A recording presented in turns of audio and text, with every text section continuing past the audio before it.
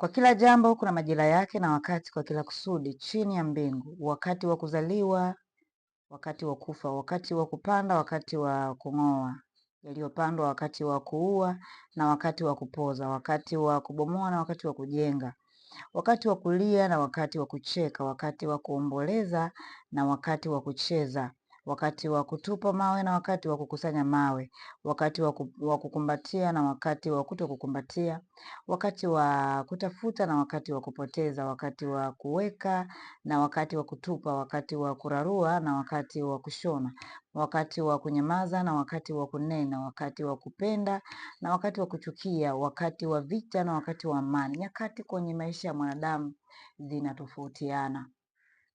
Tunaishi kwenye vipindi vya nyakati tofauti tofauti. Kuna wakati wa kucheka, kuna wakati wa kulia.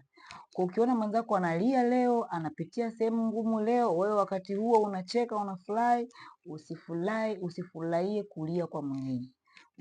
Usifurahie kuhuzunika au kuomboleza kwa mwingine.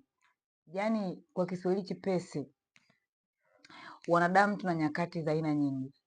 Yaani tangu kuzaliwa mpaka kufa. Hapa katikati kuna vipindi vingi sana ambavyo huwa tunavipitia. Vizuri na vibaya pia, vyote tunavipitia. Hatuna namna ya kuviepuka kwa sababu tuko duniani. Lakini katika nyakati zote tunapaswa kumshukuru Mungu. Sasa nataka kuongea na wewe rafiki yangu, ndugu yangu, popote ulipo, ambaye kuna nyakati unazipitia. Kuna sehemu unapita.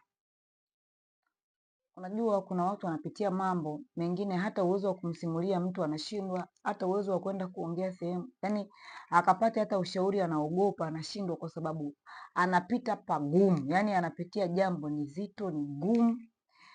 Anaweza akaenda kuomba ushauri au kusimulia, akajikuta tena nako alikwenda kuomba ushauri nao wameenda kuyaeneza, kwa akajikuta anaongeza matatizo juu ya matatizo. Sikia, soma neno la Mungu kupitia kitabu cha Mhubiri 3 mstari wa 1. Biblia imetuweka wazi kabisa kwamba kila jambo lina wakati wake.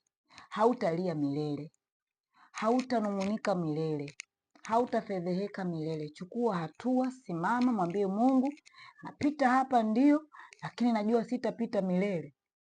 Ni kweli leo sina mtoto, nanyanyasika kwenye ndoa yangu, lakini sitakuwa mgumba milele. Kuna nyakati zitafika nitabeba mimba. Leo hii napitia kwenye wakati mgumu kwenye huduma yangu, nasongwa na mambo mengi na vita vingi na changamoto nyingi, lakini sitapita hata hapa milele. Hata kama wanaonipiga vita ni watu ambao niliwaamini, wengine ni watumishi wenzangu.